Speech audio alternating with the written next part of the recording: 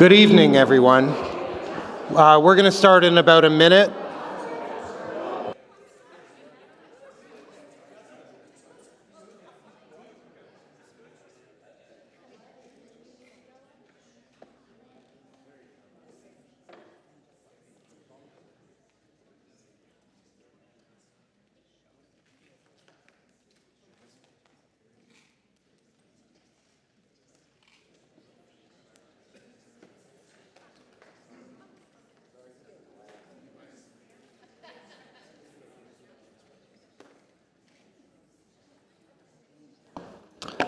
All right, good evening, everyone.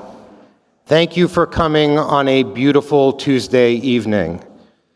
My name is Justin Milrad, and I'm the president and co-founder of the Blue Dove Foundation. Thank you for being here tonight, for choosing to be part of a conversation many still avoid. Your presence speaks volumes about your courage, your compassion, and your commitment to something larger than yourself. We're here tonight because mental health matters. Emotional pain is real, and silence can be dangerous. But also, connection heals, awareness saves lives, and our Atlanta community can be the bridge from despair to hope. Let me ask you this. If someone were physically choking in front of you, what would you do? You'd act. You'd call 911. You might perform the Heimlich or CPR. We've been taught how to respond to physical emergencies, but what about emotional ones? What if someone is silently choking, drowning in depression, anxiety, suicidal thoughts, or substance use, and still saying, "I'm fine"? This is what tonight is about. Imagine a world where we are just prepared to respond to emotional pain as we are to physical trauma, where we see the signs, where we can act early, where we don't wait for crisis to wake us up. To do that, we need to understand something critical. Mental health is not always logical. When someone is struggling, they may not see the world through the lens that we do. Their thinking might be clouded by shame, fear, anxiety, trauma, or even a chemical imbalance. What seems like a simple solution to you, calling a therapist, reaching out, asking for help, can feel impossible from inside that darkness. That's why your grounded compassion and perspective matters. Sometimes you have to be the steady voice when theirs is lost in the storm. Tonight you'll hear three deeply personal stories shared across two presentations, two families, two very different journeys. Karen and David Burnbury's story was long, complex, marked by doctors, medication, treatment centers, trial and error, setbacks and breakthroughs. Ultimately, they found the right help and are on the right path. Ben Pargman's family experienced the unimaginable, the sudden loss of their beloved Manny. His quiet suffering remained hidden from view until it was too late to help. They came to this work through different doors. They see the world through different lenses. At times, their stories may even seem to contradict one another. And that's okay, because mental health is personal. It's layered and rarely linear. We don't always know the how or the why, but we can do this. We can talk. We can learn. We must act, and we must not stay silent. So tonight I challenge each of us to take at least one step towards being more prepared. Get educated. Sign up for mental health training. Take the RAC card we provided, review it, put it on your fridge. It's a gateway to local and national resources. Talk to your kids, your friends, your spouse, one another, your communities. Break the stigma by naming what's real. Add 988, the mental health crisis line, to your phones. If you do one thing tonight, I beg you do that. Support caregivers who often carry the emotional weight for others. And check in. A single sincere, "How are you really?" can be life-changing. Also, sign up for Manny's band. The link is at the bottom of the RAC card, and Ben will share more about this powerful initiative. If you don't know what to say, start here. Listen more than you talk. Avoid judgment. Don't try to fix. Leave that to the professionals. Say, "That sounds really hard. Thank you for telling me." Or, "Would it help to talk to someone?" You don't need all the answers, just your presence and your willingness to care. We're passing around a sign-up sheet. Please add your name and email so we can connect you to tools, trainings, get-togethers, and meaningful ways to stay involved beyond tonight. And don't stop there. Prevention doesn't happen by accident. Talk to your schools, your synagogues, your community centers, and your workplaces. Invite in programming. Invite in training. Don't wait for tragedy to build awareness. There is more work to be done. So here's what tonight's going to look like. There will be 2 storytelling segments. First Ben, then Karen and David. A look at the Peaceful Family Fund, which helps families access life-saving treatment for adolescents. An introduction to BeWell Atlanta, a fantastic partnership between JFNCS and Jewish Federation, and a vital resource in our Atlanta community.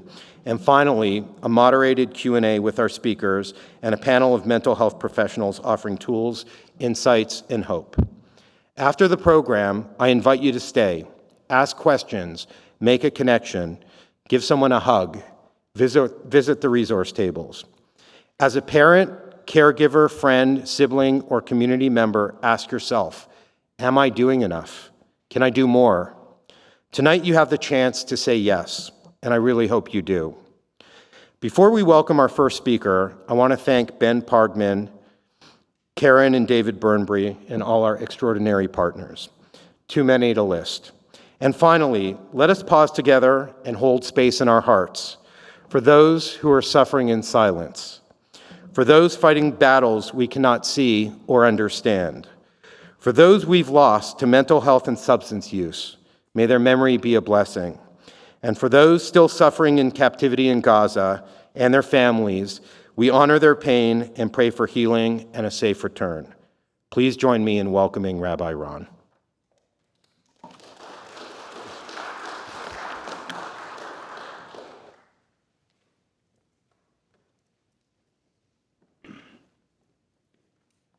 Thank you, Justin, for those critically important and touching words of introduction.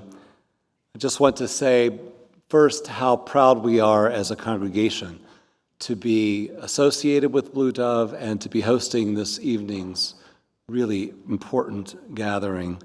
We're honored to be able to host and to continue to support all of our community's endeavors, each and everything that has to do with reducing the stigma surrounding mental illness and to provide opportunities and resources and spaces for programs that will uphold and uplift opportunities for mental wellness and education and the continued growth and strength of all in our community. And I just have to say on a personal note, Justin mentioned 988 and the importance of adding it to our phones. About a month ago, I have a sister who lives in Houston who struggles with any number of her own personal challenges and reached a pretty low point and through text conveyed that she really was questioning what was the purpose of going on. And my wife was the one texting her, and I said to Jill, tell her to call 988, which she did. And they provided a wonderful source of support and sort of lifeline at a moment when she really needed it. So I'm a huge advocate. I can speak to it personally, and I encourage all of us to act upon that so that we are ready to respond when needed. In the Babylonian Talmud, a tractate known as Barachot, there is a passage 2 millennia old which addresses the issue of suffering and affliction. It's a passage I deeply believe to be one of the most impactful in all of our oral Torah, if not in all of our tradition.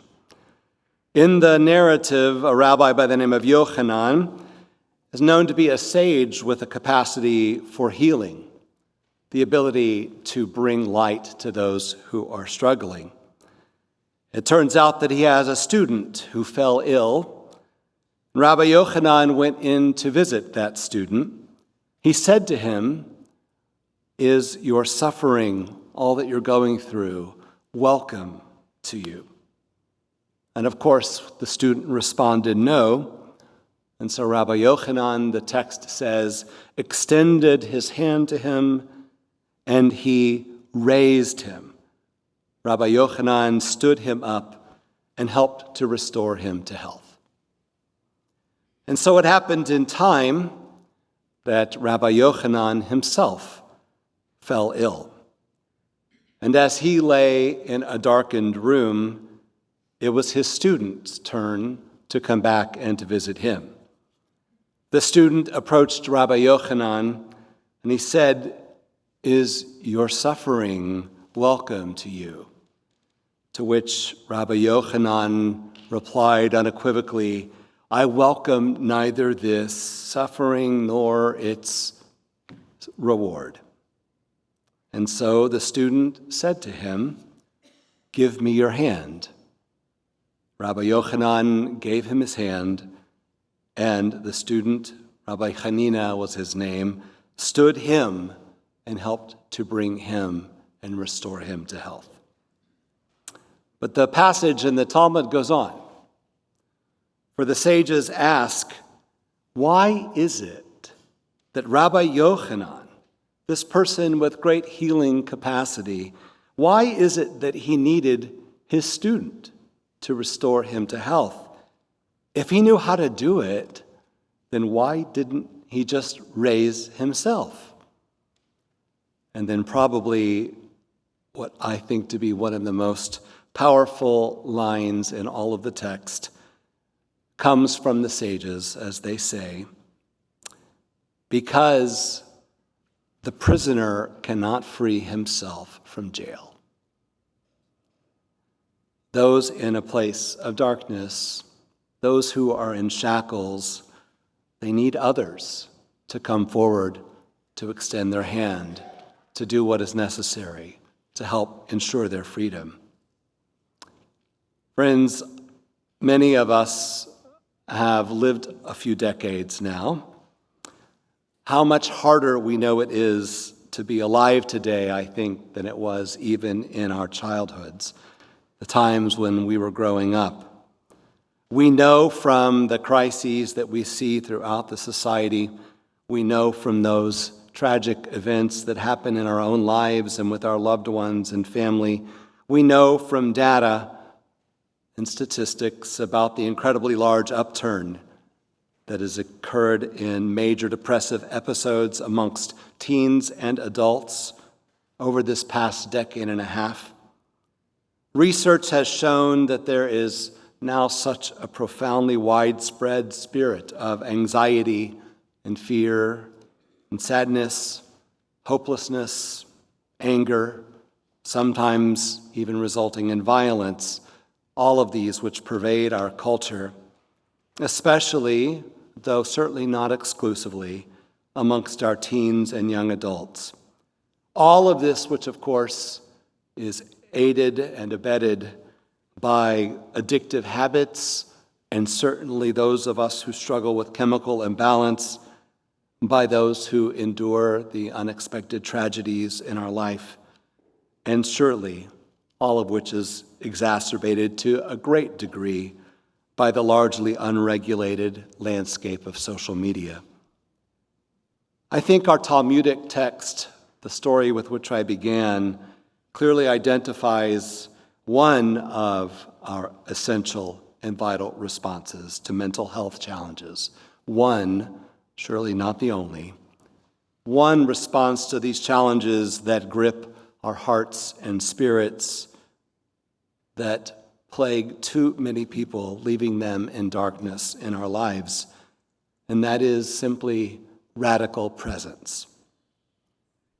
To reverse the trends that seem so deeply entrenched in our culture, one of the things we must do is to ensure that the darkness so many, our friends and our family members, ourselves, that so many feel is never met with blame or with judgment or stigma, because there certainly is no shame in feeling ways that we have all felt at times in our life, desperate or dejected or isolated or lonely, unwelcome, even unworthy at times, is there any shame in feeling these sentiments which are so very human and which each of us knows at different times? There is no shame in hurting inside. And when these feelings come, whether they be our own or those of people that we love or friends that we know, whether we encounter them personally or in others, we must, with radical presence, extend that hand to meet others with love, to embrace it when it comes to us, to offer support and reassurance that can accompany us and accompany others until that all-consuming darkness recedes. Because even when darkness feels impenetrable, there are times we pray, if not often, that it can be pierced by tender-hearted love and by presence, by a gentle and persistent reminder that feelings are not a permanent condition. Though we won't always succeed, we must never stop trying to reach one another. And so on this evening in which we learn and are moved by the stories of those who so bravely and courageously share their hearts and their personal experiences with us, may we be inspired to do all that we can to work for the improvement of mental health and wellness throughout our society and our community. May we exemplify what it means to be that person of healing, the person who can reach out a hand in friendship, to stand and be with others as they go through times of sadness. And may we, when we are that individual, do our very best to receive it in kind. May we all go to moments of greater strength, to greater health, to greater wholeness. Erev Tov.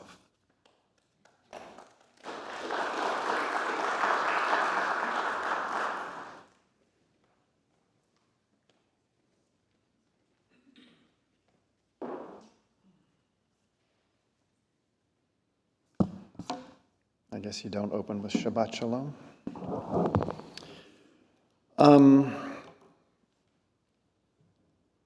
Let's see who's here. Thank you for being here. Mental health is a broad topic. It's a large umbrella of material. I'm going to speak about one segment of it. Suicide is perhaps the ultimate failure of everything else under that umbrella. And my experience is with a teenage son that took me and everyone else who knew him by total surprise. I want to acknowledge first that perspective because my story's different than some people who actively are fighting a battle and who are working with their children or their parents or loved ones fighting a disease or struggling. My story is very different. I didn't have that opportunity. So just understand I may say something that may come across insensitive to someone who is having a very different experience. I hope that's not how it's received. And I'm going to talk about a teenager. But take note, before we even get into it, statistically the greatest demographic, number-wise, of suicides, despite all that we're hearing about the teenage crisis of mental health and suicide, is not teenagers. It's our elderly population. The greatest number of suicides, demographically, come from our older family members. Spend a lot of time, that population, any population, very aware and present about the risks, all sorts of other risks of cancer Cancer, if left undiagnosed and untreated, it's likely going to kill the host. Mental health, anxiety, depression, if left undiagnosed and untreated, good chance it's going to kill its host. But we treat them very differently. We talk about them very differently. And I certainly am not suggesting that, I'm not comparing the loss of anyone's child, certainly not any loss, no matter what it caused or where it comes from, is devastating tragedy. I'm not comparing the loss, but I do, to make the point of risks and what we focus on, I do want to talk about some statistics. Cancer is a killer. It killed, in the demographic I'm talking about, 18 to 24-year-olds. Cancer killed about 1,000 kids last year. Every one of them a tragic loss. Entanglements with law enforcement, lost 80 kids. Diabetes, about 250 kids. Heart disease, about 500 kids. Cancer, I said, 1,000 kids. You have to quadruple that number, times 4, to get to deaths by homicide. And then after you pass murder and gun violence and stabbings and people coming out of bushes, then you get to deaths by suicide. Your teenage son, your child, your grandchild is far more likely to die by their own hand than any other cause other than getting in a car. The only thing more dangerous than their own suicide is getting in a car. But how much time do we spend training our kids to get in that car? We talk about it, 13, 14, 15-year-olds, to talk about what kind of car am I get, what are you going to get, how are you going to do, what are we do, what are the rules? There are rules in the family. We talk about the rules in the family. And they get 15 and they get a permit where they spend a year in training, and you have to do at least, 30 hours, 60 hours according to the state? You have to drive with them. And you talk to them and you talk about the rules of the family, like no drinking and driving. If you find yourself anywhere in an environment where the kids are drinking, you call me anytime of the night, 2 o'clock in the morning, or you get in an Uber. And we talk about it, and we talk about how to handle it. And we get in these devices that have all sorts of safety mechanisms, airbags and seat belts, and these new, and a lot of us won't give our teenage sons our old car because we want to give them the new cars that have what? All the new safety gizmos, the lane changing and the stopping. And we spend hours talking about our kids to be safe in what is so dangerous. But just like the Olympics, the silver medalists, did they get any attention? Have you spent an hour talking to your kids about suicide? Or your grandkids? Prior to this night, or if you heard me speak before or video, most people, including myself, would have said no. I certainly didn't. Anyone know Manny or friends or kids, or anyone have some relationship? Okay. For those of you, think of Manny. For those of you not, think of your grandchild or your son. In first grade at Epstein or GHA or Davis getting their Sidor presentation. No, we're not talking about suicide then. Look how adorable he is. And Thanksgiving, did he still dress up as Indians? And they probably don't do that anymore. There are a lot of things we used to do that we don't do now. Hanukkah parties, that's not the time to talk about suicide. I won't be a bummer on that. Middle school sports, nothing more fun than Davis and Epstein middle school sports. Not going to talk about suicide then. Then 6th grade, 7th grade, we all lose our minds. We go absolutely batshit crazy in the bar mitzvah years, lose all sorts of grounding and relevance, and we have a great time. Not going to talk about suicide then. High school, Manny's a baseball player. He makes the baseball team. He's a drummer. He's taking drum lessons, getting on stage for the first time. He's having a great time. High school's great. He's got more friends than anybody I know. more best friends. Basement is constantly filled with kids spending the night, coming in and out, nonstop. Popular kid, happy kid, fun kid.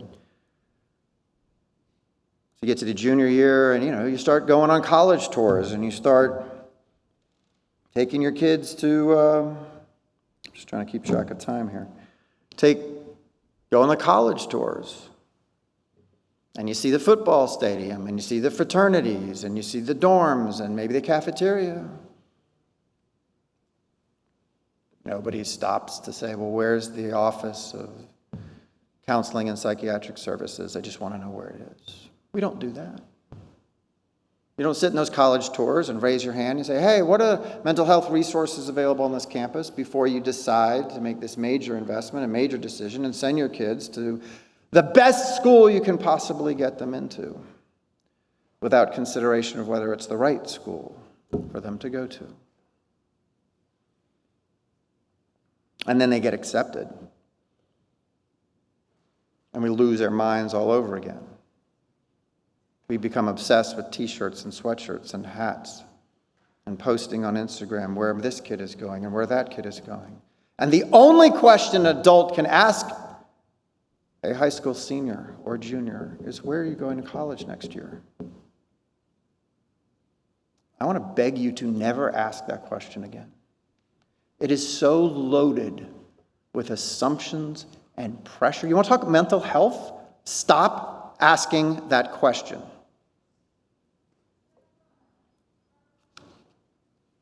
But we do. And we're so proud that he gets into the school of his dreams, the University of Colorado in Boulder. So we go out there and we take a family vacation. We go hiking in Rocky Mountain National Park and we go see the Braves play the Rockies. We have a great time. And we bring him to school and we check him into his dorm and I give him a hug. And I say, just don't do anything stupid.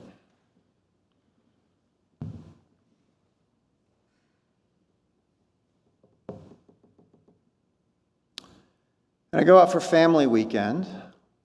I think something's not quite right. I don't know what it is.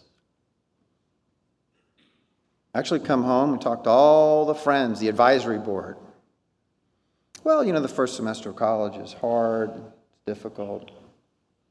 Manny's has a lot of friends, he'll get through it.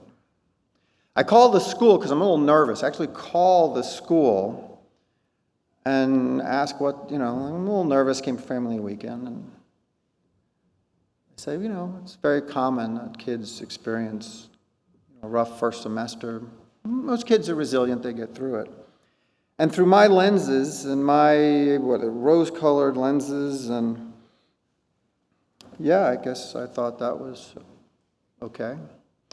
And he comes home for Thanksgiving, and we have a beautiful Thanksgiving. 24 people are at our Thanksgiving table, and he goes to the aquarium with his aunt and his brothers, and he jumps on the trampoline in the backyard while his brothers throw him the football, and he sees his friend, and he just looks like the happy kid that we know. Maybe he slept a little bit more than normal in hindsight, but don't all kids, they're tired. They just came back from school. That doesn't seem like anything wrong. So I take him to the airport and walk him over to security. And I say, I love you. Have a good time. I'll call you this week. We'll talk about your flight home for winter break. And we do. We talked to him on Tuesday night. His brothers and me were all on FaceTime, and he's telling us about the party he's going to DJ that Friday. And he tells us about the writing center that he's going to go visit tomorrow. Pretty normal conversation. And the next day at 3 o'clock, my phone rings, and I look down, it says Boulder County, and oh shit, here we go. Manny's been arrested, or he's in the hospital, or, what's the worst can happen, but I'm worried, nervous parent, right? Are you just Mr. Parkman? Yes. Are you Ari Manuel Parkman's father? I said, yes. I said, what can I do for you? Is everything all right?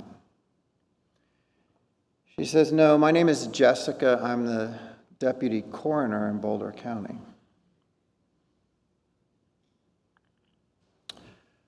I'm sorry to tell you, Manny is deceased. He was found this morning along a trail in Chautauqua Park. I'm going to skip some details. It appears to be a suicide.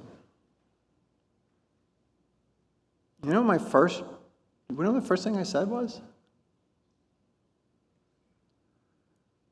I said, you must have the wrong kid.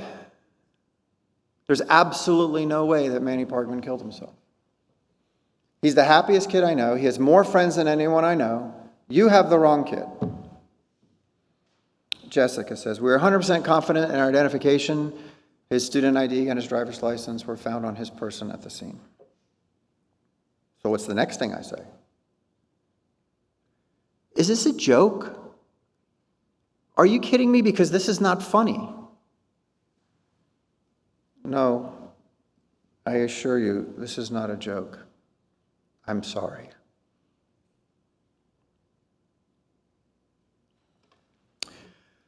That's when I fell to the ground. And that was the first time I thought about suicide, having anything to do with me or my family or my children. And I'm here tonight so you think about it now, while you have the chance to do something about it.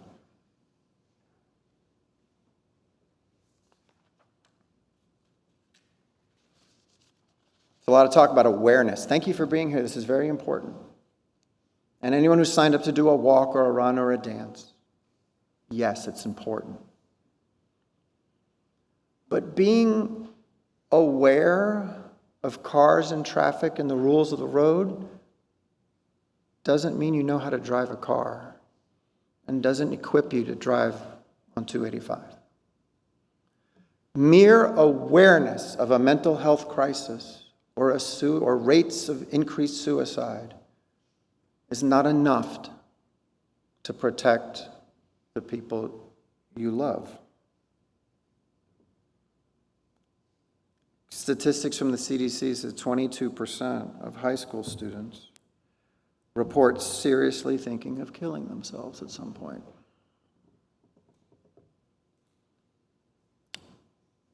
And I had to go back and double check this one because it's a shocker. According to the CDC, 10% of high school students have attempted suicide. You have to educate yourself at least as much. What does it say, 15? 5? You have to educate yourself at least as much of what you give to let a kid drive a car. So have you done any reading on suicide prevention? Go home. I don't have time to give you much here. I only got 5 more minutes. So go to a website called QPR. Go to a website called JED Foundation, JED. It will say, I want to help my elderly parent. I want to help my young child. I want to help my teenager. I want to help my young adult. And we'll give you customized resources to help you have conversations and what to do and what to know. Number 2, we got to face the phones. We don't have time to talk about it. The data is absolutely crystal clear. The phones are killing us. My generation, Manny, unfortunately, was the crash test dummy. We gave them these devices and we said, here, good luck. I don't know what to do with them. You'll figure it out. So an older crowd here, I don't see any really maybe new parents. But your kids or your grandkids or just having kids now, they don't have the excuse of being ignorant the way we were. Look into the Bark app. Look into the Aura app. Know what your kids are doing on their phone.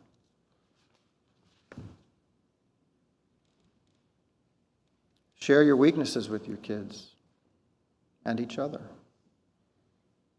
I think the part of the problem is we've created Disney World for our children. They think the world's perfect, and it's not. And they get out there and they realize that it's not, and they think there's something wrong with them. And look how successful you are. I bet you that's part of their spiral. Tell them you got there after a life of struggles and challenges. And that the struggle and the challenge is maybe what it is all about. Recognize that the greatest influence on your kids, on their mental health, is you. Be careful of the race to be the cool parent. Be careful of wanting too much to have the right picture on Instagram. I'm talking about your family vacations. Are you posting that because, what, peer pressure, FOMO? What is that picture doing to others who are looking at it? Be careful about wanting to have the best bar mitzvah and sending your kids to the best college you possibly can without asking whether it's the right college. Don't assume your kid should go to college. I think part of the problem is every Jewish kid in Sandy Springs has no concept or conception of what life could be after high school except for going to college. And for a lot of kids, that's just not the right thing. It's school. So for kids who don't enjoy or appreciate or do well at school, why do we just assume we sign them up for 4 more years of that? And you have to be on the lookout for signs. And here's the thing, every kid's sign is different. Those of you who know Manny or know my family story, you're saying, well, Ben, you haven't mentioned the biggest elephant in the room, that Manny lost his mom when he was 14 years old, a year after his bar mitzvah, to a rare blood disease. That's got to be a great trauma for him. Probably the reason, the underlying trauma. Yeah, I agree. And going through high school without his mom. Yeah, I agree. That was Manny's story.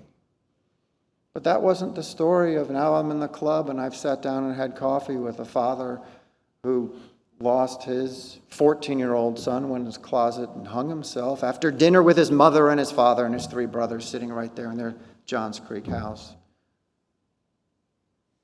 Or a college golfer who found his friend's AR-15 and blew his head off after seeing his mother and his father for that weekend. Or the parents, mother and father, who called me last week after their son killed themselves at the University of Colorado. Triathlete, weightlifter, handsome kid.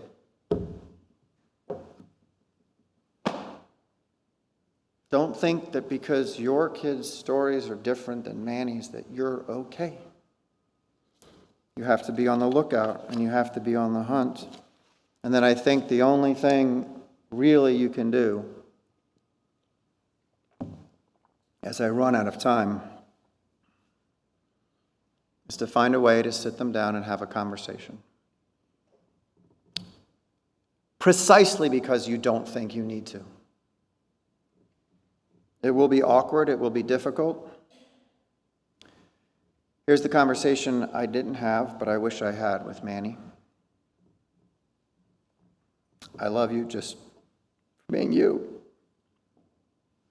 Whether you go to college or not, whether you play baseball or not, whether you DJ the party or not, whether you fail the class or not. Yeah, life is hard, and that's normal. It's okay to not be okay. I've had lots of times where things weren't okay. Life ain't Disney World. It can be hard. And there are times that you're going to be going through very difficult times. Keep going. Talk to your friends. Find a community to share your story with. Be honest and open with them. And maybe you can help somebody else. It'll make you feel a little better.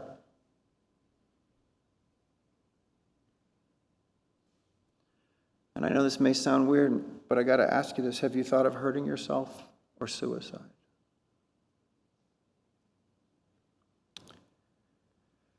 And then, parents and grandparents, you need to be prepared for when they say yes.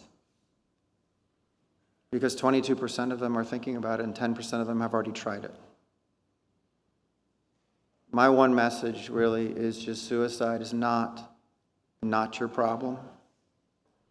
Your child is at a greater risk of dying by suicide than murder and cancer and anything else other than driving a car. And since I've spoken a few times I made a couple of videos. I've had 3 people who have told me, I heard you speak, I saw your video. I talked to my kid, and they said yes. Thank you. Yes, it will be an awkward conversation. Yes, it will be difficult. But I assure you, it is less awkward and less difficult than having a conversation with the coroner about your child.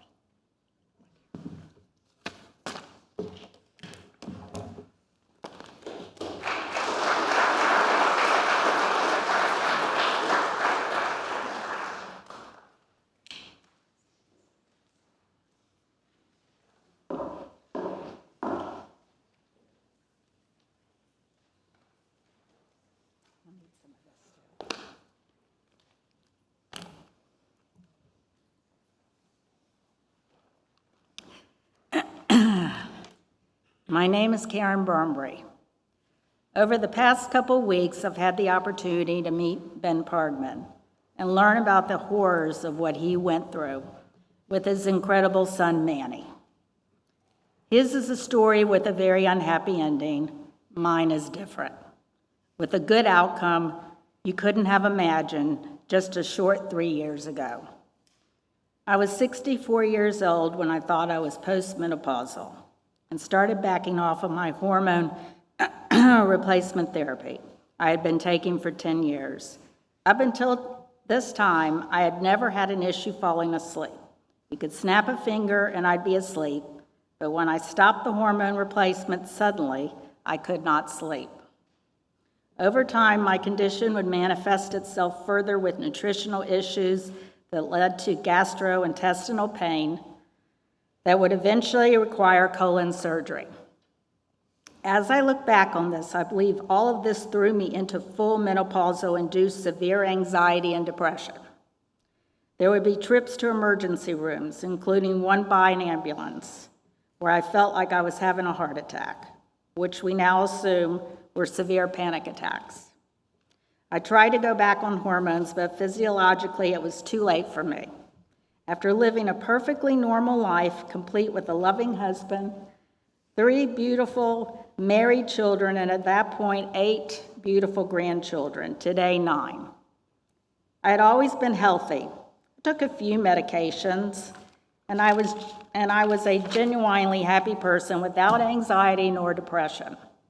I was so happy, so proud of my family, and the icing on my cake were my beautiful and wonderful grandchildren. At that time, to calm my anxiety, the doctors were treating me with the drug lorazepam, which is Ativan. It worked, and I finally had relief. The ER doctors advised I find a psychiatrist and a psychologist, but we were in the middle of the COVID pandemic, and finding someone to meet with you in person was impossible, just on Zoom, and that just didn't work. At first, I was only taking the lorazepam for sleep at night, but over time, to get through life, I began taking it during the day as well. I would later find out that this was the beginning of what we now refer to a prescription drug-induced psychosis, or a drug cascade. Paranoia, hallucinations, and delusional thoughts plagued me for 1.5 years. I was in a deep, dark hole that was impossible to escape. My family, my loving, devoted family, would ask how I was doing. They tried to understand, but I was already in the thick of my illness, delusional, anxious, drowning in darkness. I couldn't express the truth clearly. My answers were distorted, and they, understandably, couldn't or wouldn't accept my version or my own story. It was like I was speaking another language. Mental illness distorts reality. It isolates you.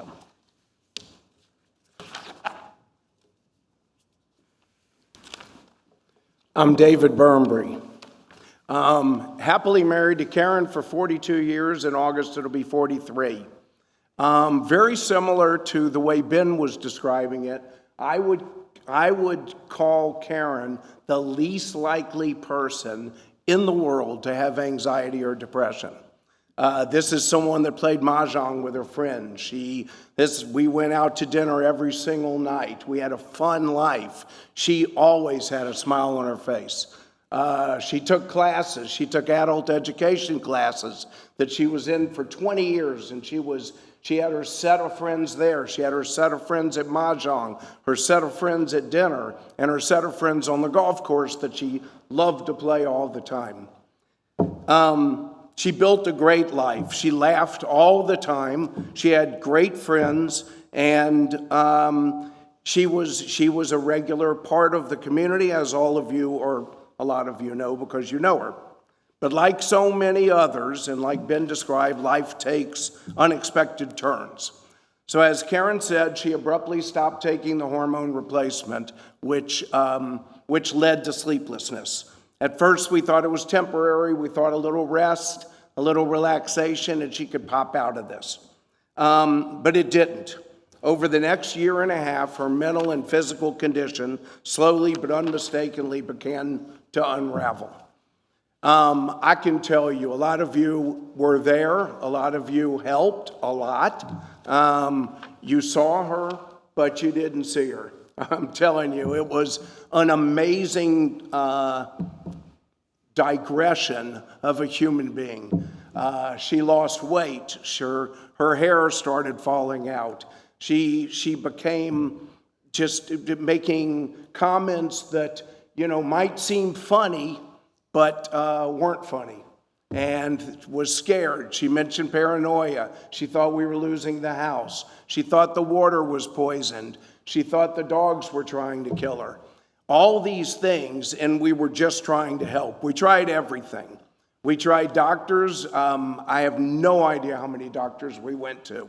We tried facilities. I can try to get the bills and tell you what they were, but my guess is she was in 9 or 10 different facilities, or facilities on 9 or 10 different occasions.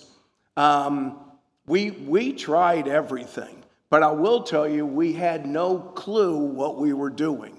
Everything was ready, fire, aim. Everything was, how can we do it? Who can we talk to? And the reality was, COVID was a weird time. COVID was strange because everybody was going through problems. And the psychologists and the psychiatrists were book solid. You could not get in to see them. There were so many instances of depression and anxiety going around. People were losing their jobs and losing their lives and sheltered in place, and all of these things that made it impossible to get help. In response, I shifted my life.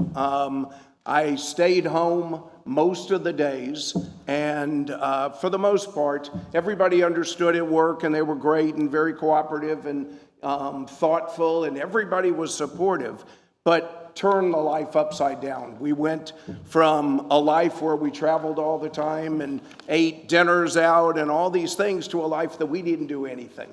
We literally stayed on the sofa and stared at each other and tried to figure out what in the world had happened. At one time, we decided we were going to move to San Francisco. We found a facility there, and we thought it was the answer, and I could tell you we moved.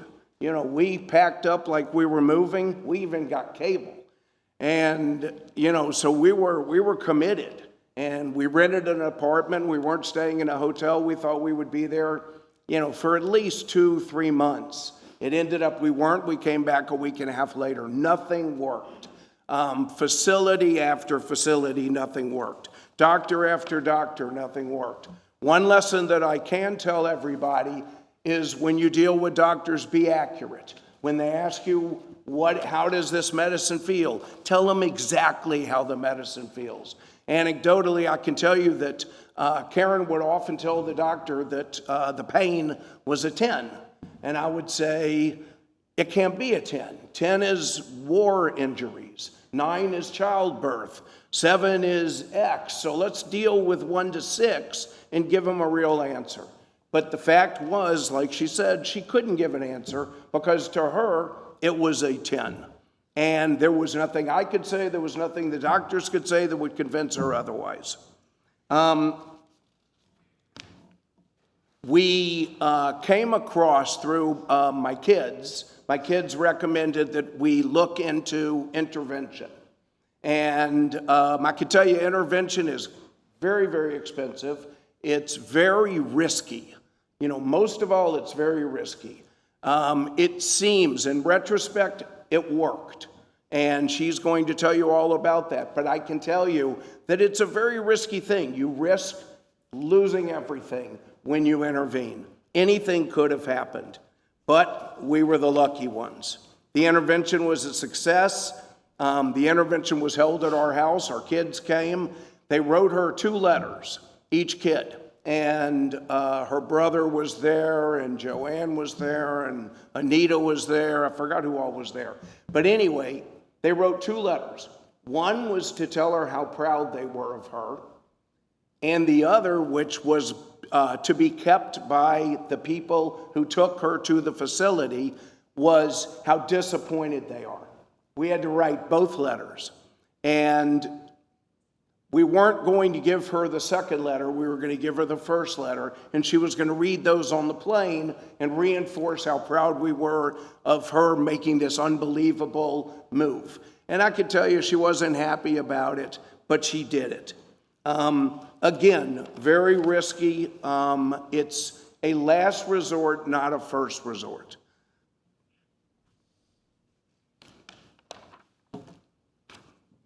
She did accept, that's the written part I don't usually read. You missed a lot, David. I didn't read. I could tell you that, what does it say? The intervention was the absolute saddest day of my life. It was an unbelievable sad day. And that's where I'd like to take over for a moment. Because this part of the journey is mine to tell. I finally arrived at an unbelievable place called the Lindner Center of Hope. After a 1.5 years of confusion, wrong turns, and heartbreak, I had finally found myself in a facility that understood me, a place that offered real, evidence-based treatment and intensive therapy, the kind of help I needed all along. At Lindner, I received compassionate, skilled care that truly understood the complexity of my condition, biologically, physiologically, and emotionally. For the first time in a long time, I finally had hope. And slowly, over time, I came back, not just as I was before, but stronger, more self-aware, and with more courage. I met people of all kinds, some very young, a few older like me. There were alcoholics, people struggling with bipolar disorder, addiction, depression, suicidal, and then there was me, a 64-year-old woman. Mental illness doesn't care about age, background, or bank account. It doesn't discriminate. It's a disease. Far too many suffer in silence, caught in the most powerful organ of the human body, the brain. But in that space, we were all equals. No matter how we arrived, we had all one thing in common. We were living with mental illness. Whether we came by force, through a parent, a spouse, or on our own, we were all there because we were desperate for help. For some, it was the last stop to help them avoid the unthinkable. Recovery, real recovery, begins when we start nursing the brain, mending it, the same way we'd heal a broken bone or fight off an infection. In doing so, we rediscover the light, the beauty of living. A healthy mind means a healthy life.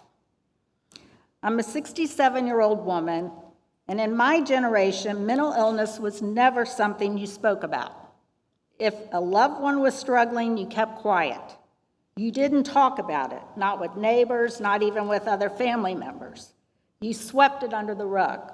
After traveling through this journey, I'm committed to sharing my story with others in the hopes that it might help them the way I was helped.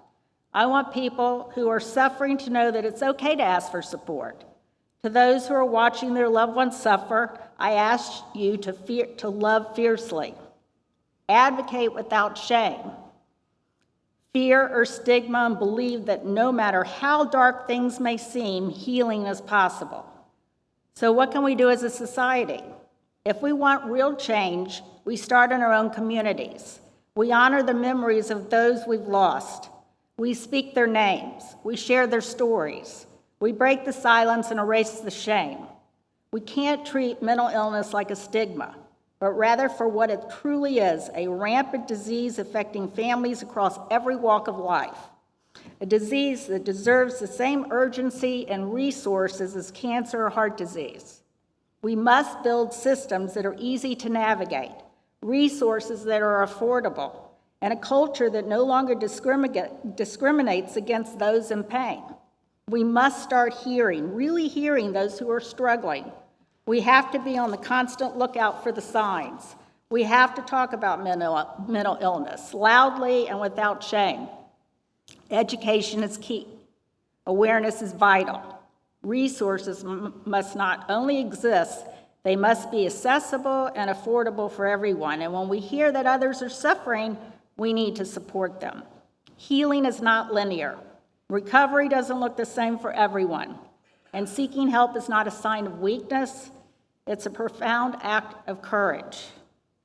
I end by saying thank you to my family and friends who stood by me when my recovery was far from certain, and to you in attendance tonight for allowing me to share my story. Let's help others walk through their own dark journey with hope, with strength, and with the belief that they too can come back to the light. Let's start changing the future right now, together. Thank you.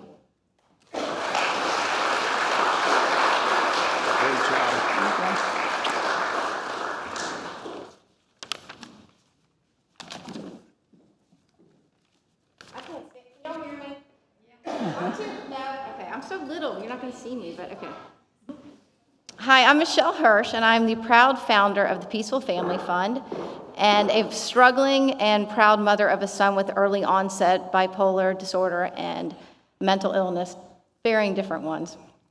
I want to have the opportunity to speak to you about Peaceful Family Fund, and the Burnberries so eloquently explained what residential treatment care looks like. So they've done that, and you understand that somebody has to be severely ill to need to leave their family and go into residential care.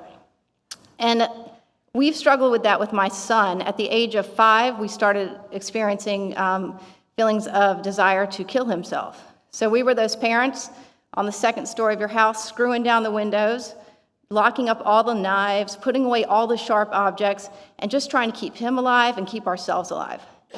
By the age of 7, he needed mental health care outside of the home. So he was hospitalized, and within that period, and now he's 18, during that period of time, we've had 11 different types of different residential treatment centers. We've had wilderness programs, we've had hospitalizations, we've done it all. But what I want to talk with you about, which the Burnberries mentioned for a moment, is the financial cost of this treatment. Y'all, it's about $1,000 a day. So when you think about that and your child needs mental health care coverage, you're looking at close to $300,000 or so a year to save your child's life and to keep you and your family safe. That's an insane amount of money for no matter what your situation is. So as we are taking our child to one of his 5th or 6th treatment centers, my husband and I dropping him off, and when you drop off your child for treatment like they mentioned, it is one of the worst days of your life. You're taking your child, who your responsibility is to care for, and you're not able to do that anymore. You are handing over your child to these strangers in a state that you may have never been to, and you're relinquishing their care to these other people. And during that period of time, they're going to be struggling with their mental illness, along with medication changes. And what do you want when you feel terribly? You want your parents. So as a parent, it's the last thing you want to have to do. So my husband and I, we drop him off, and we're there, and you check him in, you make his bed. In some places, you can't even go back and see what the facility looks like because of HIPAA.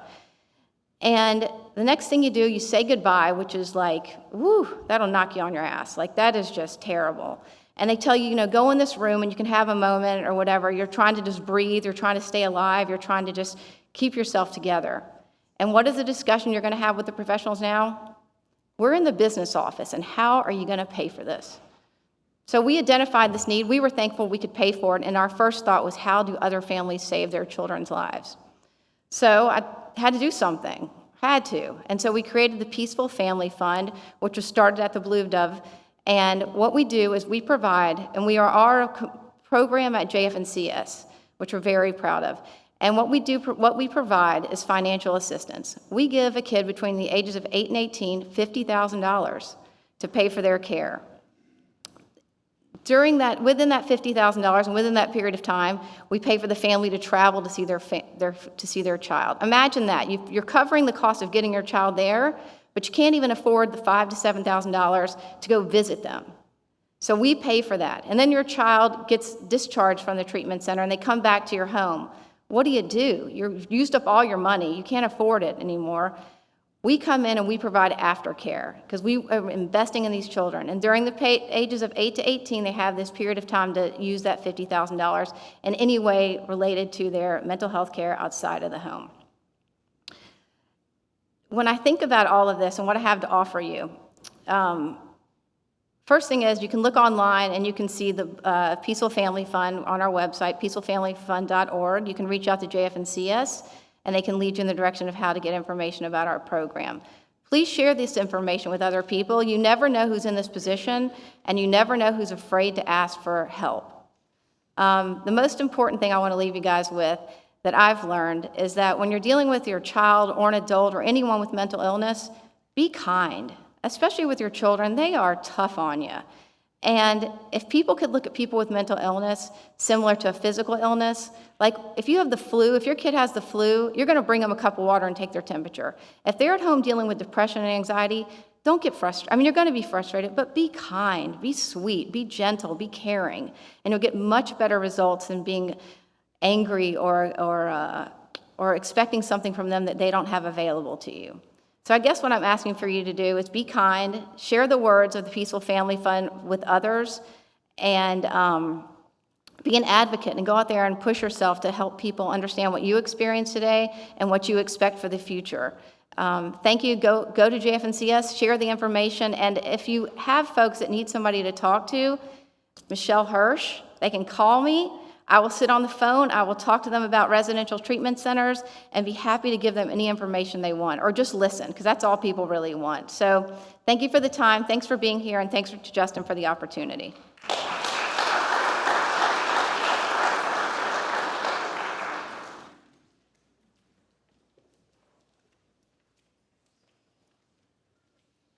Hi everyone, I'm Jessica Sachs, and I am also here from JFNCS on behalf of BeWell ATL. BeWell is a national initiative with the Jewish Federation that is focusing on raising awareness and reducing stigma around mental health in ages 10 to 26. And we have a lot of programs that we are doing, but I just want to focus on a few things tonight.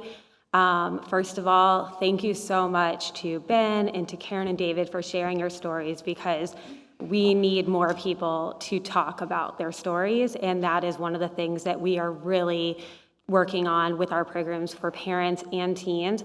In the lobby, we have cards that are tackling tough topics, and the whole purpose of the cards is to start the conversation with your kids. So as you know, Ben mentioned how important it is to start that conversation now.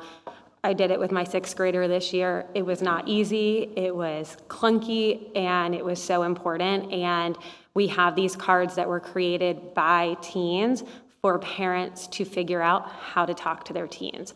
So check those out in the lobby. We also have a program that we are doing now in the community around mental health and suicide prevention. This is a program that we're doing with parents so that they can understand the importance of talking to kids. And we have done it in the community for just the broad community. We are going into schools that are specifically asking for it. We will come to your living room and you can invite people to come and hear, but we are here for you and we want you to know that you're not alone in this conversation. The other thing that we've been doing is training teens in teen mental health first aid. We've trained already a couple hundred teens here in Atlanta, but as we know, there are far more than a couple hundred teens. So if you would like to tell your school about it, you want to get a group together on the weekends, please, again, let us know. Team Mental Health First Aid is training high school students in understanding the signs and symptoms so that they can look out for, those signs in their own peers. And one of the most important things that we tell them and that I will share with you tonight is asking someone if they are thinking about suicide does not put the idea in their head. It actually can save a life because when you ask them, they know you're seeing them, and that is the most important thing we can do. So take those few words with you. We are here tonight, and call us, email us. We're here every day, and thank you guys so much.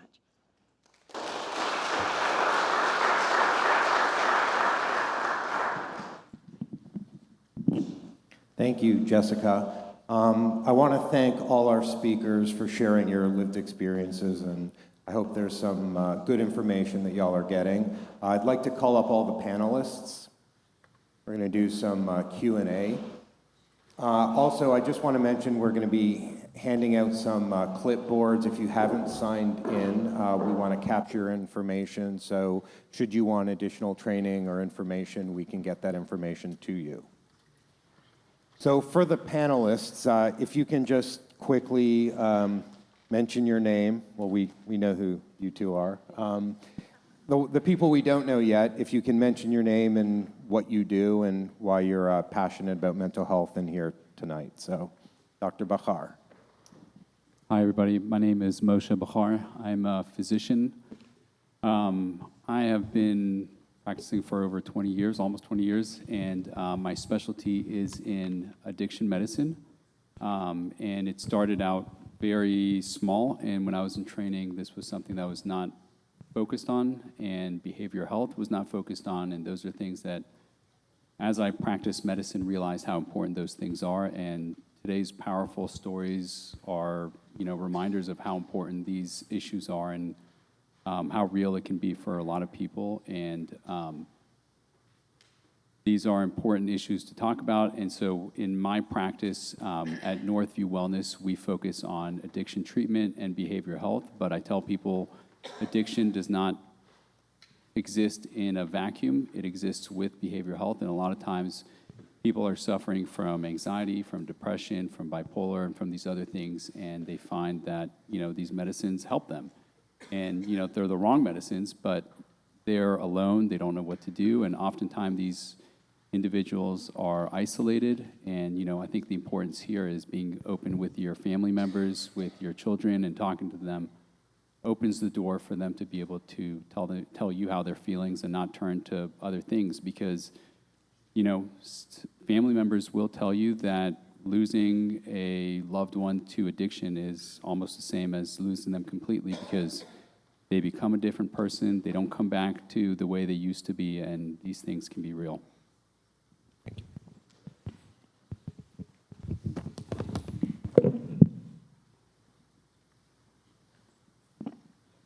Hello, my name's Galena Tobin. I am the Managing Director of Clinical Services at JFNCS, and I'm also a child therapist and registered play therapist.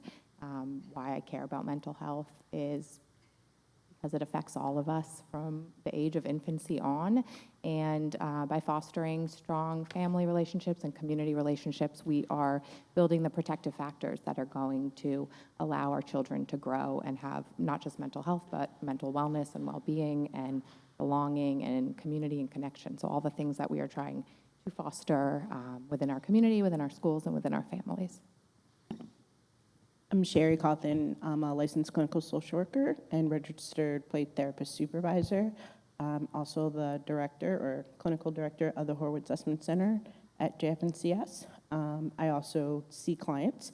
My youngest client right now is 3.5, and my oldest client is probably 17, almost 18. And so I see a wide range of children and adolescents, as well as I work with parents. For me, mental health is really important. Even within my community, the Black community, it's not something that's talked about a lot, especially with suicide. Similar statistics of the suicide rate among children. I know Mr. Parman talked about the adolescent age range, but actually children as young as 4 have completed suicide or have died by suicide. And so for me, it's my mission to educate parents, to work with children, to reduce the stigma, and just have open conversations. All right, thank you.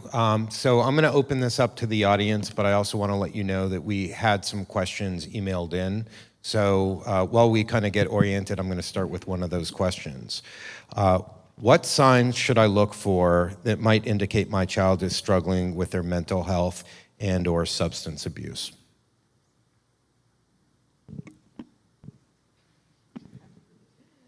I mean, I think it varies.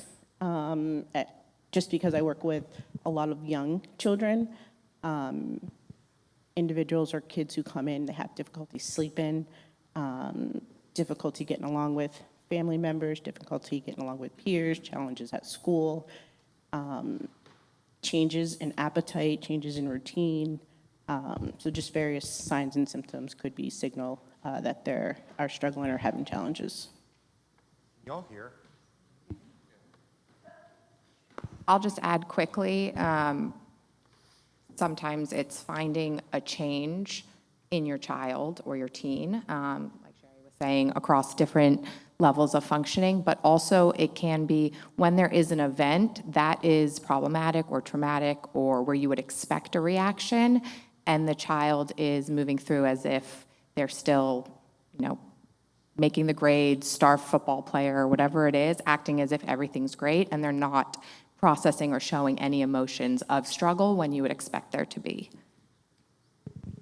I think for me, the biggest thing that I see in clients and people who have gone through this is they check out from their family. They stop engaging in family events. They're out of the picture. You don't see them anymore. They're kind of in and out, which is a lot of teenagers, and that's why it's important to look for those signs when they're not, engaging as much as they used to be. Any questions? I want to add to that. Yes, study up on the signs, right? Go to the resources that I referenced and the others that are available here. But the point I want to make is there may not be any signs. Or there may be signs that you don't see. Because in the moment, teenagers sleep a lot. Okay, it's his senior year. He decided he doesn't want to play baseball, even though he's played baseball since he was 4 years old. At some point, you have to put the bat down. Okay, I'm not going to force you to play baseball. Was that a sign? I don't know. But I can go through, we had more time, I'd go through all these things. I have 100 signs that I only see in hindsight. In the moment, you kind of justify it or explain it away, or you just don't even see it. I'd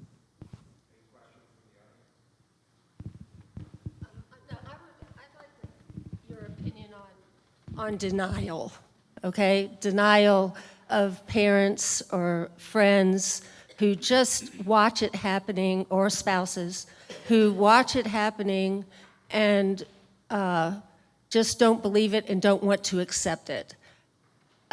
What are your thoughts on that? Just because I'm holding a mic and then I'll pass it.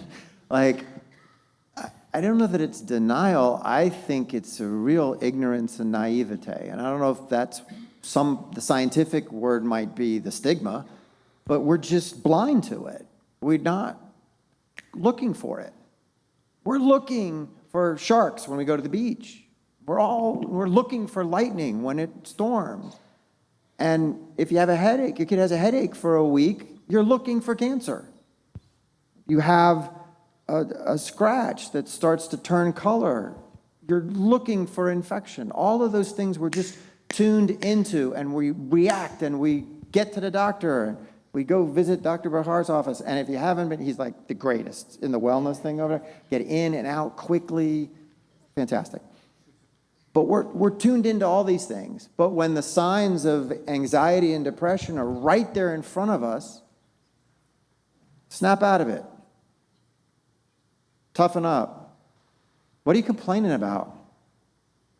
Shouldn't you be so grateful? Look at the world, look at everything you have around you. Like, that's our reaction to anxiety and depression. And then anxiety and depression, when undiagnosed and treated, can be fatal.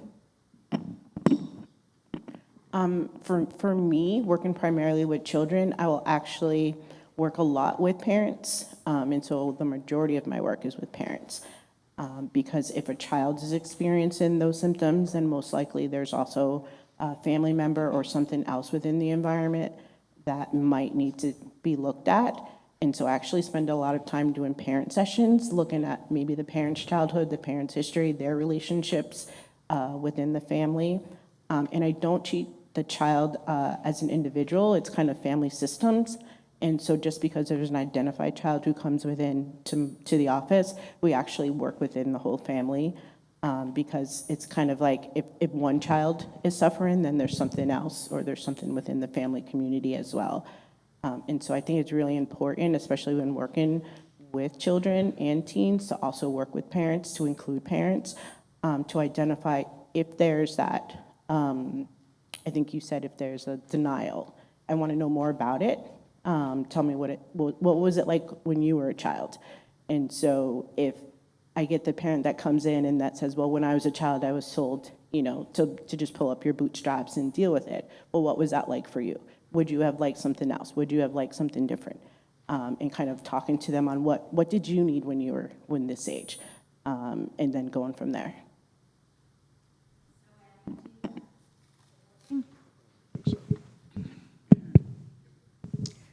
So I was the oldest of 3 children, and growing up, we actually had a mother who suffered from anxiety and probably depression. And as children, we had no clue, and we did not find out or really realize it until probably about 10 years ago.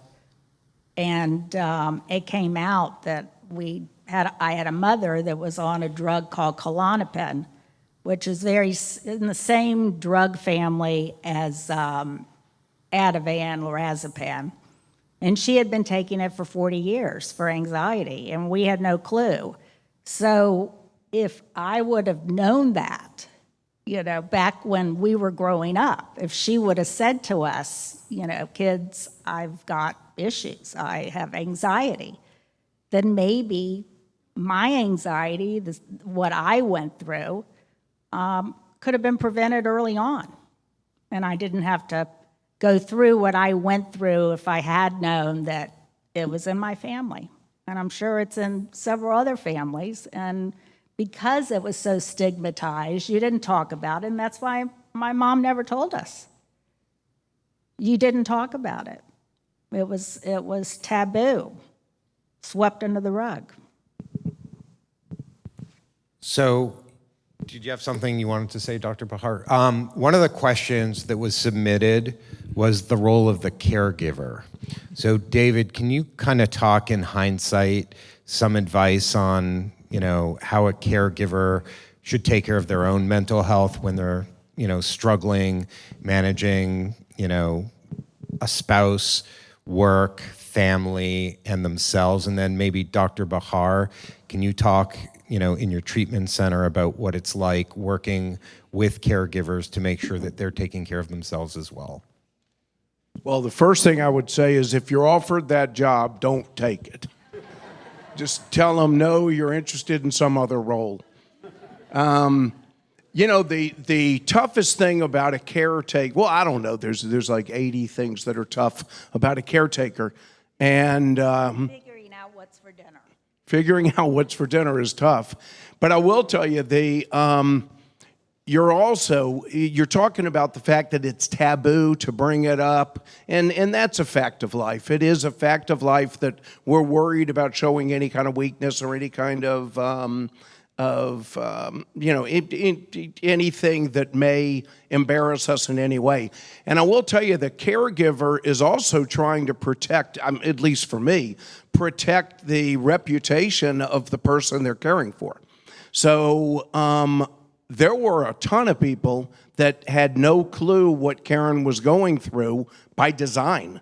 I didn't want to go out. I didn't go to any of the parties from our groups, for about a year and a half. And I didn't because I didn't want them to ask me where Karen was. And I didn't want to tell them what was going on. And I was doing it because I kept thinking she's going to come out of this. And I don't want them to know all the truth. I think the caregivers are often overlooked, and it's not just mental health. It's, your loved one has cancer, you're sitting there taking care of them, and you've been with this person for, 40 plus years, and they're going through something terrible, and you're trying to sit there and help them.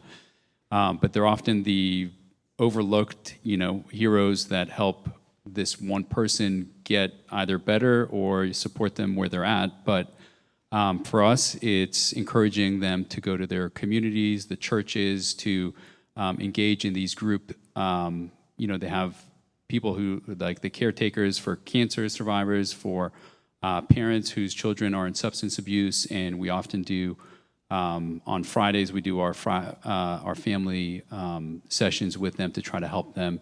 And oftentimes I meet myself personally with the parents to find out how they're doing as well. But it's important to have that check. And even if you can't do absolutely anything, just to say, hey, I know it's got to be hard. Those are important things to do. Anyone else have questions? I'm just curious what is going on, if any of you know, how are the schools addressing this? You spoke about Epstein, you spoke about Davis, you spoke with somebody, I know there's PACE parents here. What are things happening in schools, or is it also sort of being pushed under? I know bullying's all over the place. Could somebody answer that question? So I've had some interactions with schools after Manny died. He was only at high school less than a year ago. So of course there was some outreach, and they invited me to speak. And Epstein as well. We did a similar program at Epstein. So I think there is, this shocks the system when something like this happens. And I mean, Manny knew so many people. He was in so many circles and went to so many schools and was on so many teams that, it impacted a lot of people. So those communities are stepping forward and want to do something. So I've invited to speak, or they've had these panels. And like I said before, that's important. It's necessary, but it's not sufficient. What I think is dangerous is to have mental health night, because we can go and we can check the box and we can go back to our normal crazy selves. What I'm trying to talk to the schools, and I'm going to one of the summer camps this summer, and I was having a conversation yesterday. I'm like, but don't make it, mental health night. It needs to get into the discussions over the course of the summer. Not everything about suicide, but mental health and teenagers, and how do we equip them to face the world and be resilient and talk openly about their issues and their problems, and find a trusted adult. Those are messages that have to come all year. And that's a little bit of a struggle. When you deal with the public school system, you have, even if Riverwood wants to do this, there's the district. And the district has to approve everything. And I'm not saying that's bad, it's just bureaucracy. So it's not so easy. And every schools, even our private schools and our Jewish schools, they've got a list of things this long that are important and only so many days to get it done. What I really want to say, what I really want to say about the schools is we can't abdicate our responsibility to address this issue to the schools. We have to handle it as parents and grandparents and brothers and sisters. You can't expect the schools to fix it all. It's like we have to have the conversation, not expect the teacher or the principal to be the one to have the difficult conversation, and we'll go to Disney World. We have to have the difficult conversation. One of the biggest things I'll say that adds to Ben's point is that these are conversations that we need to be having early and often. And so at home and at school, it's that it can be layered into so many parts of our week or even our day. It's not just the one-off conversation when you're already in a point of struggle and you're saying, are you thinking about suicide, which is important, but it's starting young, right? It's normalizing that we all have feelings, normalizing that anger and sadness is okay for our girls and for our boys. My 5-year-old came home today saying something happened at school, and I asked him if he cried, and he said, no, I'm a big kid now, I don't cry. I said, well, big kids cry, grown-ups cry, mommy cries, and he looked at me and he said, I cried, and he ran and gave me a hug with such relief. Already at 5, he's getting the messages from society that there is shame and pain. And that is what we need to start addressing at home and at school early and often. Thank you. So here's another question that was submitted. What are the first steps if someone wants help but doesn't know where to start?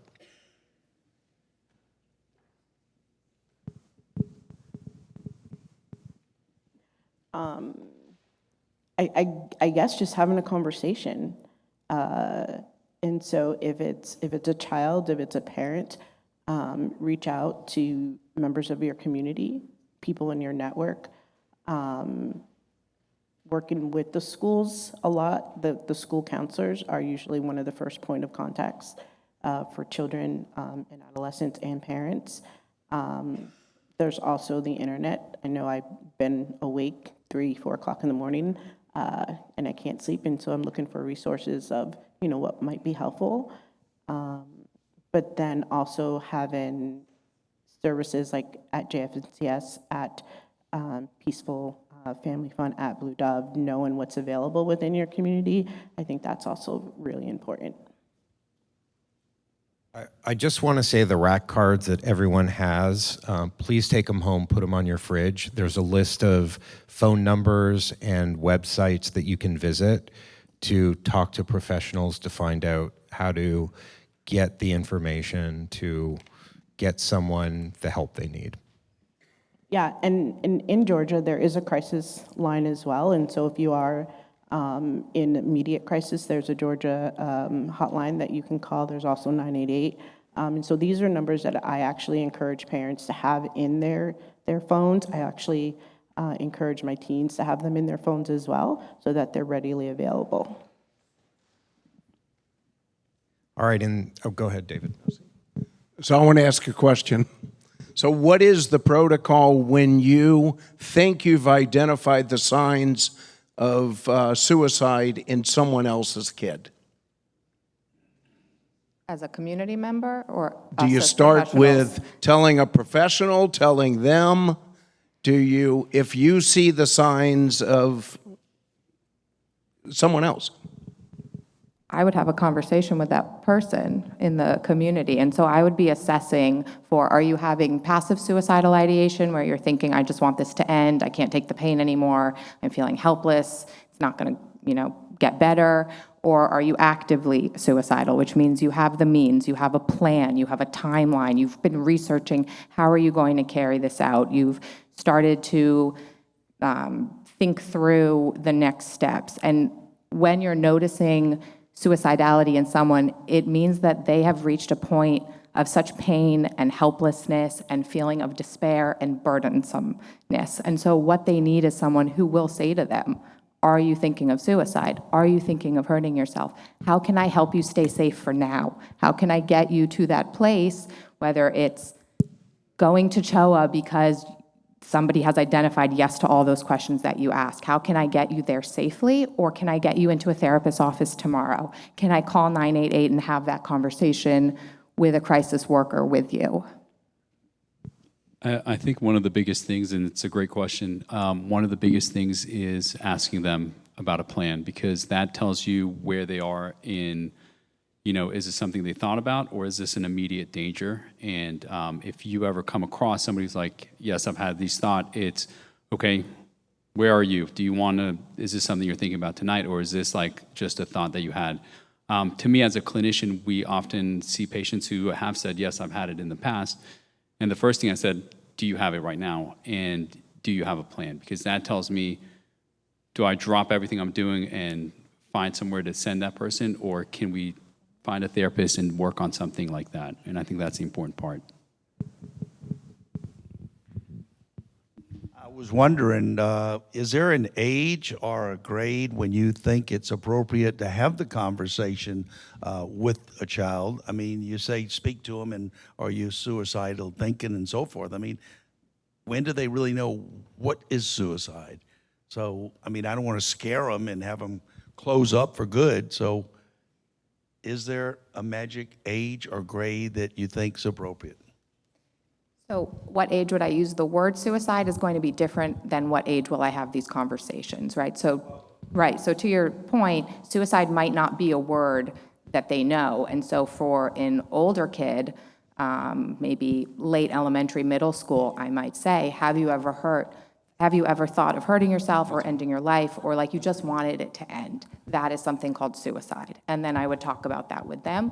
With our younger kids, we see third graders, we see second graders who have attempted or have thoughts of suicide. And so again, we're not necessarily going to name it in that way for them because they don't have the understanding of it. And then even just developmentally thinking through, do they understand the permanence of it? And so that's a conversation that we're going to be having as well. And then we had the example earlier of the 5-year-old. And so it really just depends. I work with, like I said, as young as 3.5. I'm asking those questions in the initial assessment based off of, has the child made these type of statements? Have you ever heard this? Or even asking the child. It's not uncommon for me to have a first, second, or third grader make a off-the-hand comment of, oh, I wish I would die, or, oh, I just want to kill myself. And so I take those comments seriously, and I see some of your faces, so I know you probably have heard those as well. And so we just have conversations, like, tell me a little bit more about that. I'll add, especially with our younger kids, also paying attention to how they're playing and what they're drawing, because they might not have the words to be expressing that. And so not to say that if a child is playing good guy, bad guy, and that they, fall over, that means that we're talking about suicide. But if you see repetitive play themes of death or drawings and they're adding stories to that, then that's something to pay attention to. All right, in the interest of time, we want to give you all some time to mingle and give each other hugs. I think maybe one more question. Anyone have a question? Julie? So I was at a graduation for college last weekend, and everybody was really desolate about having to leave where they've been safe for the last 4 years and happy and thriving.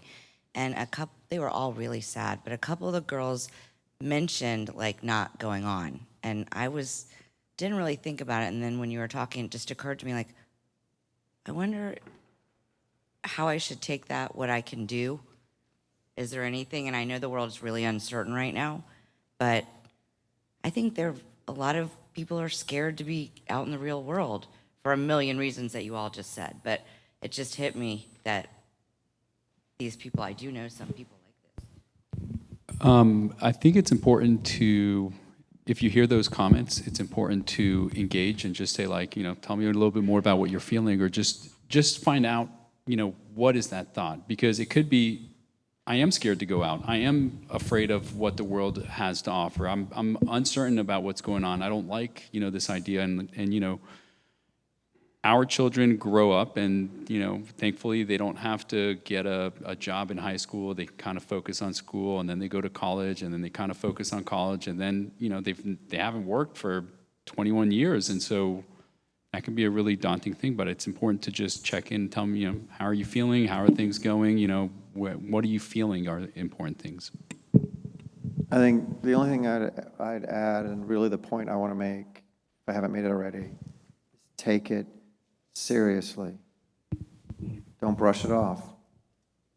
You can be wrong one way, but you can't be wrong the other way.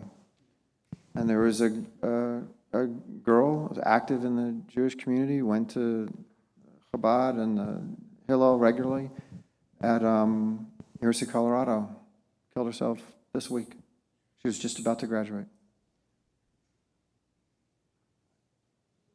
I don't know her, I don't know much about the story, but take it seriously. So I just want to thank everyone for showing up tonight and your commitment to learning. I really encourage you to talk to your kids, talk to one another. And also, while we focused quite a lot on our kids and teens and young adults, just be mindful, suicide and mental health challenges affect all ages. Same with addiction. In fact, I have this story where I was once having breakfast, and at the table next to me, there was an 85-year-old meeting with a sponsor, and I overheard their conversation, how he was talking about how at 85, he can't believe he's still addicted to heroin. So I know as parents, we take a lot of the burden on. We also struggle and we suffer. Be kind to each other, be kind to yourself, and seek the support that you need. And Atlanta is a pretty amazing community. There are incredible resources. JFNCS, they're kind of like your one-stop shop, and they can help navigate. If you find yourself stuck and it's on a weekend or late at night, contact 988. They will help you. It's not just for suicide. They will help you triage and navigate a mental health challenge. So please put that in your phone. Please have conversations. Please engage.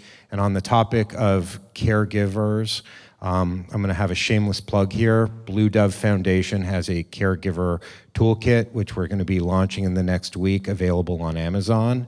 But it's a population that people don't really pay attention to, and it's hard being a caregiver.